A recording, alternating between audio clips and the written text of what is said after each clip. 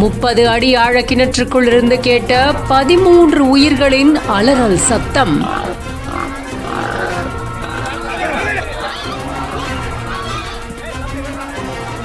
தண்ணீர் தேடி வந்த உயிர்கள் தண்ணீரில் தத்தளிக்கும் காட்சிகள்.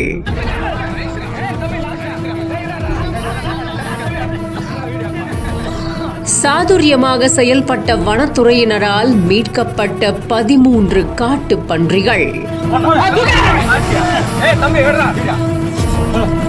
திருப்பத்தூர் மாவட்டம் சின்னசமுத்திரம் அடுத்த காவாப்பட்டறை பகுதியை சேர்ந்த நந்தகுமார். இவருக்கு சொந்தமா 30 அடி அளவிலான விவசாய கிணறு ஒண்ணு இருக்கு. இந்த நிலையில பக்கத்துல இருந்த காப்பு காட்டுல இருந்து காட்டு பன்னிகள் தண்ணி குடிக்கிறதுக்காக ஊருக்குள்ள புகுந்திருக்கு.